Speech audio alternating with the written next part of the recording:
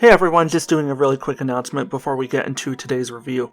Because this video is being recorded in March 2022, for those of you watching this later down the road, there's a lot of stuff going on right now overseas in Ukraine, and a lot of people are in need and actively suffering right now. To that end, I'll be donating all my channel's revenue this month to the International Red Cross to show support for efforts to provide aid to people over there. If you want to join me in giving, I'll provide a link in the pinned comment below. Also, on a lighter note, my cat is sleeping on my bed right now next to me, so if for some reason I don't manage to filter her snoring out right now, I love her, she's like 13, and I'm not going to move her from her spot. So here we are, several months after the original open beta first launched, back to once again check out Propnight. I felt it was more than fair, since I did a first impressions video on this game at the time, to come back with a more updated take on the game. We are now in the era of live service games, so sometimes reviews have to be updated over time too. Prophunt as a game mode has been a staple of the modded game server community for almost a decade now, hard as that is to believe, and one of the reasons for its continued success can easily be attributed to one key factor: its simplicity.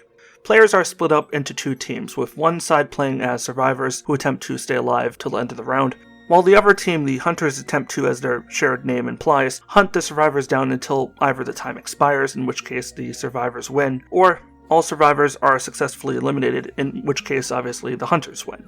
Propnight alters this formula somewhat by replacing the team of hunters with one single, somewhat overpowered killer, granting them unique abilities that allows them to adapt to whatever strategies the survivors are employing, as compensation for not having additional hunters to help them out. Propnight is being developed by a relatively untested and unheard of team by the name of Fantastic, and being published by an equally inexperienced publisher referred to as Mytana. Since the only two games either Fantastic and Mytana are currently attached to are Propnight itself and the upcoming co-op zombie survival game The Day Before, which itself has gotten a lot of flack from its fanbase and content creators alike due to their very poorly planned PR strategies and overall lack of communication.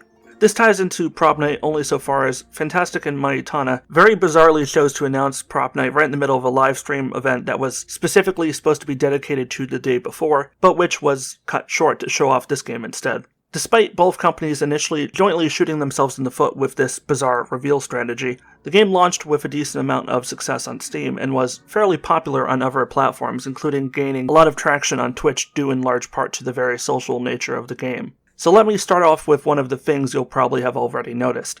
The art style is really cartoony and gives off a bit of a Hello Neighbor or Fortnite vibe. I know I myself was definitely often being reminded of Secret Neighbor in particular.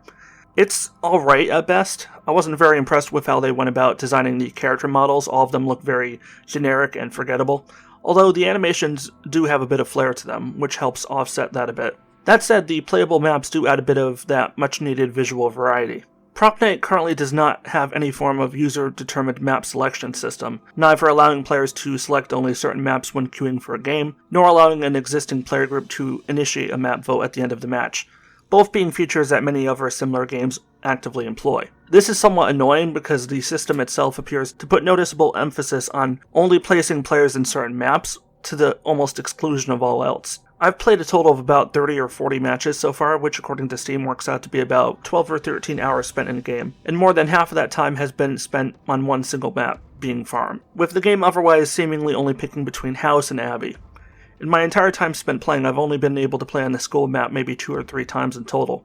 And if there are other maps in the game, I've hardly ever had an opportunity to play on them. Actually, that's not entirely true. I did play a couple of games on Camp, which I really did like as a map. But when the new map, Castle, dropped, I noticed almost every other match was directing me to Castle instead. Normally I would attribute this repetition exclusively to just being bad luck on my part, but I've spent far too much time in game now for that to be entirely the case. Rather, I am convinced that part of this at least is due to some internal algorithm, and I do hope the developers tweak the existing system a bit to allow the player more control over what maps they do or don't want to play on. The maps are all very well designed with their own distinct layout and different types of props unique to that location. My favorites probably being Abbey and Camp, with Camp probably landing in a close second place. While I did notice some slight variety in map size, all of them tend to be rather medium-sized, which I think strikes a nice balance for both the killer and the survivors. The larger and more full props you make the map, the more difficult you make it for the killer. So you don't want to have an enormous map necessarily, but you also don't want to make the map so small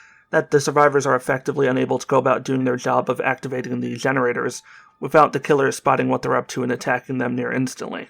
On that note, the gameplay itself will be extremely familiar to those of you that have played games like Dead by Daylight before. While most asymmetrical multiplayer games all follow somewhat similarly contrived gameplay formulas, Propnight here goes out of its way to clearly identify itself as an almost one-for-one copy-paste of Dead by Daylight. And when I say that, I genuinely mean that. Whether you love the game, hate it, or are indifferent to it altogether, you've got to admit that when you remove the prop hunt element from the equation, you're literally just playing Dead by Daylight in a more colorful, but somewhat more generic map. Currently in the game, there are about half a dozen playable survivors. At launch, there was also 4 playable monsters, although after the 2.0 update recently, I believe that number has risen up to 6. Personally, I mostly played as the monster over the course of maybe 30 or 40 matches, but I did also put in quite a few matches, probably about an equal amount, as the survivor. Let's talk about the survivors, shall we? Once the match starts, the players on the survivor team have a clear set of objectives. Repair a number of power generators scattered across the medium-sized map, while the monster attempts to hunt down the survivors one by one and attack them until they get knocked down, at which point the monster will pick up the survivors one by one and bring them to one of multiple restraint chairs located around the map, at which point the player in question is completely incapacitated, requiring one or more of the other survivors to go rescue them within the following 2 minutes or so, effectively creating a centralized, one-sided metagame of capture the flag. If the other players managed somehow to rescue said player, the player is freed, but if they're later recaptured, the rescue window time drops to about a minute, and if the same person is captured a third time, they're immediately killed and forced to remain a spectator for the rest of the match. The problem is, however, spectators are in some ways even more useful than an actual living player, as they retain full access to both the voice chat and text chat and can quickly alternate between different spectating cameras, allowing them to guide their living teammates, providing the survivors an additional advantage. Personally, I don't think this is good for the long-term future of the game, as it creates potentially serious balancing issues. The biggest advantage of the monster, the killer, however you prefer to describe them, is their ability to pop out at you out of nowhere and completely throw a wrench in your plans. One of the few advantages the killer does have in these maps is that most areas of the map are designed to ensure survivors can't just see across the entire map and keep track of where the killer is at all times, so as to be able to, as a team, run away the moment the killer starts moving in their direction. While you can peek around corners in order to maximize your line of sight, it's by no means a perfect solution, and usually by the time you spot the killer, you have mere seconds to either hide or run away. The player base is very hit or miss. I've had many great matches with other goofy, fun-seeking players who just enjoy messing around and getting the objectives done, and I've played with other players too that just want to keep things straight and only do what the objective says, and that's fine too. But I've also had several other matches where the other players on my team were hella toxic, and I don't throw that term around lightly. I wasn't really all that bothered personally, because I've been on the internet long enough where you'd have to try pretty damn hard to get under my skin. But I definitely think it would have been nice if I had more access on my end to some kind of player reporting or moderation tools. Similar to games like Overwatch, where the more well-behaved players can have clean, fun games, while the other toxic players and cheaters get thrown into matches alongside other toxic and cheating players. Why not? Just go full canis canem, let dog eat dog. Another more mild addition I would prefer to see added at some point moving forward, and it's a pretty easy to implement one that I'm surprised the developers haven't already put in place, is to allow players to be freely able to mute other players, as well as being able to enable or disable the text chat at will. As both a content creator and player, there are times when I don't necessarily always want to see what people are saying, if you know what I mean. This is the internet after all. I mentioned this a while back during the open beta, when I put out a initial first impressions video, and I had one or two people angrily comment about how doing this, allowing players to mute other players, something that those of us who have played Source 1 games like TF2 or CSGO, for instance, have been able to do for the better part of 10 or 15 years now, is somehow unacceptable censorship and oppression, and is basically nothing short of real-world totalitarianism. I personally consider myself fairly libertarian when it comes to censorship and stuff, but even I have to say sorry. If you're screaming derogatory racist language at other players and harassing female players, I'm not going to lose any sleep over muting your ass and encouraging everyone else to do the same. Would kicking or banning a player for bad behavior negatively impact their gameplay experience? Sure, absolutely, regardless of whether or not it's justified or not, that would be the end result. But I'm sorry, other people voluntarily choosing not to hear what you've got to say is not the same thing as having your right to speak stripped from you. It's like standing on a public street. You can talk or protest however you like. It doesn't mean you're automatically entitled to an unwilling captive audience. Finally, as far as communication improvements go, I do think this game would greatly benefit from reworking the current voice chat system from a global one to a more proximity-based one like you see in other games like Phasmophobia. I'm glad to see that since I played the game during its initial open beta prior to launch, the killer is no longer able to overhear what the survivors are saying in voice chat, especially in cases where they weren't even on the same side of the map, but opposite sides of the map. In a game all about stealth and communication, you don't exactly want to give survivors any reason to not communicate with one another, and having the killer constantly overhear you would be one hell of a disincentive. One noteworthy problem I have observed to a limited degree firsthand, and it appears many other people observed far more frequently, were widespread instances of players utilizing wall hacks and other observable cheats in order to, as the killer, automatically track the survivors, creating an unfair gameplay advantage for the killers. However, more recently, the developers put out a new update announcing in a blog post that this aforementioned update would include with it an initial implementation of the easy anti-cheat, which odds are if you're watching this video you probably have heard of already, since the system is commonly associated with most online player versus player games here on PC. A couple of examples that come to mind are Dead by Daylight, Apex Legends, Hunt Showdown, Paladins, etc. Easy anti-cheat isn't a perfect solution to address all forms of cheating and hacking, but it does have a pretty good record of detecting most of your common low-effort hacks and cheats, so hopefully this will have a positive impact overall on Propnight moving forward. But I doubt its chances of widespread success altogether, because within mere hours of its introduction, at least some of the cheaters had already upped their game, so to speak. The update appeared to have been released in the morning, and yet when I returned from my full day of classes around 9 PM that evening, in probably the very first or second match I and my friends were placed into, the killer was definitely using wall hacks, and no, I'm not one of those people to just throw around those accusations lately. The reason I say this is because we were in the camp map. I was in one of the cabins in the dining room area. It was the very start of the round. I'd made an immediate beeline right for a cabin while checking around me to make sure the killer wasn't even in sight, which he wasn't. I made my way into the cabin, took the form of a different small prop to ensure, on the incredible low chance I was somehow spotted without having spotted him, he would be looking for my previous form, not the form I was currently in. And I hid in the farthest corner of the door I'd entered through, behind a large object. About 20 seconds or so go by without anything happening, and then the killer comes sprinting right in and doesn't check any other object in the entire fairly large room, and instead makes a direct beeline straight for my hiding spot. Immediately knocks aside the large object I was completely hidden behind, and instantly captures me and brings me to one of those holding chairs. I've played enough matches of this game, and enough games in general, to have a generally accurate sense of when someone is just really good, versus when they're actively cheating, and most of the time it's just that the player is really good and no one wants to admit it. But this behavior was too flagrantly obvious to be disguised by mere skill. This was some form of wall hack that appeared to be impervious to the new easy anti-cheat system, which leaves me very uncertain about this game's long-term future, as too many PvP games have been ruined by their developers' inability to effectively combat widespread systematic cheating, and I do not want that to be the case with Propnight 2. As far as technical performance goes, the game appears to be very well optimized. I observed no noticeable frame drop or screen tearing, nor any noteworthy issue so far as the visuals themselves were concerned. However, I did experience a vast number of server disconnects, probably 10 or 15 times in total, out of the dozens of matches I played. And based on the reports I've read from other players on forums and social media, it seems my experiences are certainly comparable to most, with other players experiencing similar or worse. This seems especially prone to occurring when one is playing in a preformed lobby with one's friends, especially if you're the one hosting the lobby. When I had one of my friends host the lobby instead, I experienced no server disconnects, but he did instead. It's completely baffling to me. I have no idea what the root cause of this issue is, but the fact it's remained unaddressed for literally over 4 months now is completely unacceptable. These kinds of server-end technical failures would be not uncommon for a beta, or even a day one early access release. But again, we're long past the days of this game just being a free weekend beta or a brand new early access game.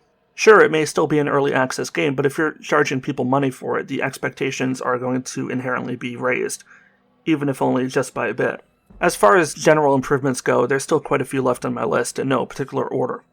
For one, there's a lot of balancing issues worth observing.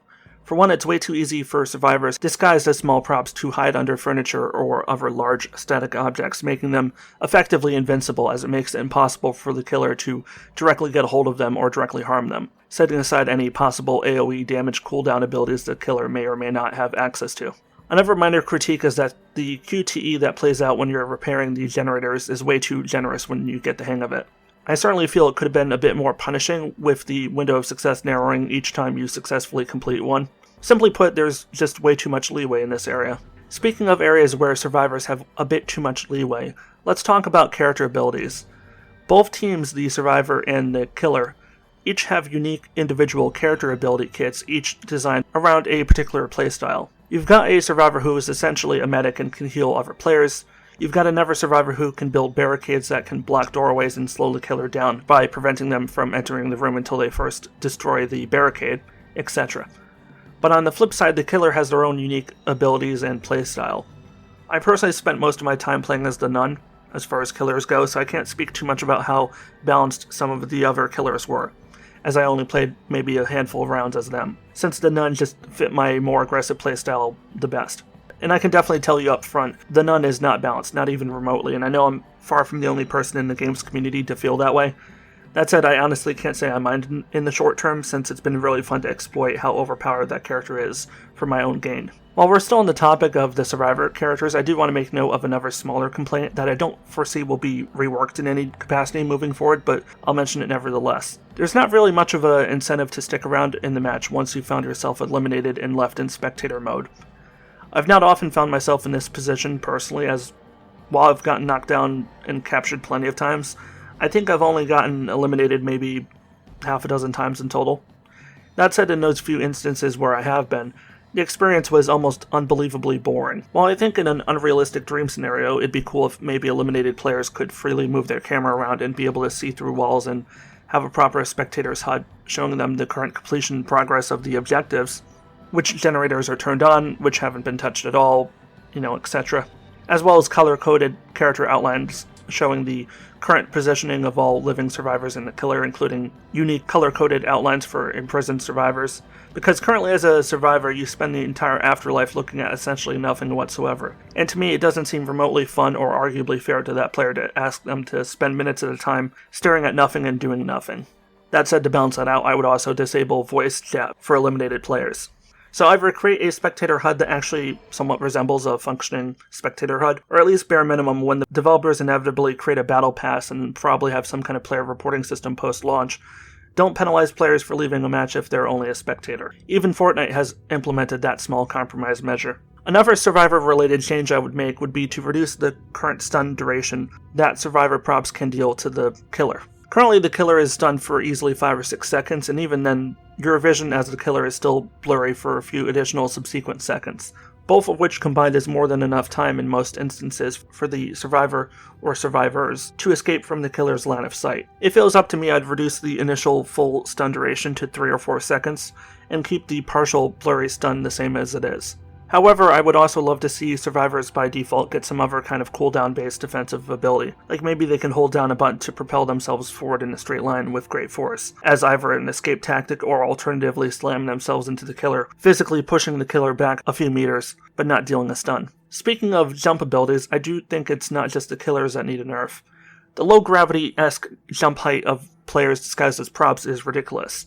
It makes it all but impossible for the killer to counter them when they're airborne, leading to a number of games on maps like Farm where the players just have to bounce around to escape the killer's grasp. I think this should still be a feature, but I feel the maximum height of these jumps need to be significantly nerfed, or alternatively, you can create more AoE-focused cooldown abilities for future killers. But I don't think that'd be a good idea from a gameplay perspective. So let's say arguably maybe a 25 or 30% reduction in maximum jump height would do to eliminate that low gravity component and maybe slightly increase the speed of the jump, making it more of an actual escape tactic rather than simply a troll technique. Other people can nitpick over the exact necessary changes. I'm more so just pointing out that it feels a bit unbalanced in its current state, and there can be solutions to remedy this. The problem with the current state of the game though, and I'm just kind of realizing this now on the fly, is that the metagame, the way the game's being played now, the killer is way too reliant on their AoE abilities. I worry that by either strengthening existing AoE abilities or granting yet another secondary AoE ability for each individual killer, it would upset the already delicate gameplay balance that exists today.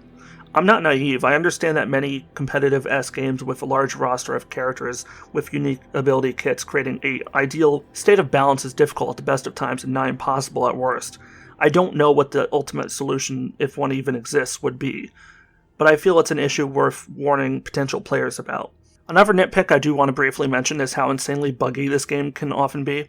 Another nitpick I do want to briefly mention is how the developers have yet to introduce any form of rejoin game option for players who are disconnected or experience some kind of issue. It's almost as if in developing an online PvP game, they never stop to consider the remote possibility that, like I mentioned earlier, a player might accidentally get kicked or disconnected mid-match. Either the developers are incompetent idiots and never considered this, or alternatively, they were and are too distracted or lazy to bother dedicating time to address this issue, preferring to let players' experiences get ruined because they prefer to put out small fires at their feet, rather than deal with the raging inferno right in front of their eyes. Moving on, there's the final factor being the game's price. On Steam, the retail price is currently listed at $19.99 USD, which I feel is entirely fair. There's more than enough content present here to validate $19.99 as a reasonable price for entry, and I'll be very curious to see how the developers choose to implement future content. Are they going to continue making all future killers, survivors, and maps free to play for anyone who purchased the game, or are they going to start sectioning off some of that as paid DLC for the select few who will buy it? Or are they going to do some hybrid approach where the maps and all that are added for free, whereas future survivors and killers take the form of DLC? I don't know for certain which direction they're going to go, but it's definitely a factor to continuously consider as we keep an eye on the game moving forward. It's worth noting that there is something of a progression system here, but an odd one at that. Propnight has a loot box system, and I know the second I say that, some people might freak out and start calling this a gacha game, but it isn't. For one, you can't actually buy loot boxes here, at least not currently. The only way to unlock them is by playing many matches and grinding enough points to open a case. From what I've seen, players appear to get 10 points per match if that match was a victory, and 0 if it was a defeat. There doesn't appear to be any other factors currently involved. Just win 10 games and you'll get a loot box containing a single cosmetic item, meaning you'll probably need to play about 1,000 games or so to unlock everything currently available. Yeah, if you thought it was nigh impossible to collect all the cosmetic stuff currently in games like Overwatch, trust me, games like that have nothing on Propnight. I don't know why they didn't just bypass loot boxes as a concept and instead just allow players to collect points to spend on whatever they want. Well, that's not entirely true. I know exactly why they did it. To artificially inflate the game's replay value by forcing players to grind for what they want as opposed to just giving it to them. It bothers me somewhat that this is the second game recently I've reviewed that's pulling this bullshit. I really hope it doesn't spread and become more of a trend in indie gaming. Also, as a final point, I feel like the developers could have done and still can do a better job of communicating with the majority of their player base. As seems to be the consensus among many indie dev teams nowadays, the attitude over at Fantastic seems to be, well, if people don't follow us specifically on Discord and pay attention to every little announcement there, then they can go fuck themselves because we don't need to be seen communicating with such casual lowlifes. I'm all for game devs using Discord, but simply having a Discord channel for players to join does not give you a free pass to ignore everyone else on all your other social platforms, including most importantly Steam. You know, the place where people actually buy your fucking game. Before I did YouTube, I had a ton of experience managing my own fairly popular TF2 community. I operated all that single-handedly. I was responsible for programming mods for the community, paying for server upkeep, managing player disputes, organizing in-game events, and communicating with the rest of our guild through Steam's group features. I was just one kid, around 17 or 18 at the time, and I could do all of that single-handedly, on top of working part-time and going to school. We're talking about a dev team that has at least 11 full-time employees and a separate, fully staffed team of moderators and community reps. They have the resources, both in terms of finances and manpower, to do better. They simply choose not to. My advice to the team would be to bring someone in or reassign one of your existing community reps to organize your public information more efficiently for widespread consumption, rather than only catering to one specific portion of the community, and effectively leaving the silent majority out in the cold, save for occasional monthly tweets announcing some major update or bug fix patch. Overall, I'm definitely interested to see where the game is headed moving forward. I was highly skeptical when I put out my first impressions video during the beta, and while the game in many ways is still far from perfect, I've had a very good time playing it, both solo and with friends. But by God, does it have a ton of issues weighing it down. So if you yourself are on the verge of buying it, yeah, by all means do so if you want, but buyer beware. Now on that note, that's where I think I'm going to wrap it up for today. As ever, if you enjoyed this video, be sure to click the like button and comment below what you think of the game. Comments really help my videos get boosted in the algorithm, and plus I read and respond to nearly all the comments I get. So even if you want to drop a comment just to say hi or get my opinion on something, even if it's unrelated, I'll be more than happy to chat with you there. Likewise, subscribing and clicking the bell really helps. I know it's cliche, but the YouTube algorithm is a pain in the ass to deal with, doubly so when you're a small channel like I am. This is Warrior Dan signing out. Stay awesome everybody, stay safe, and peace out.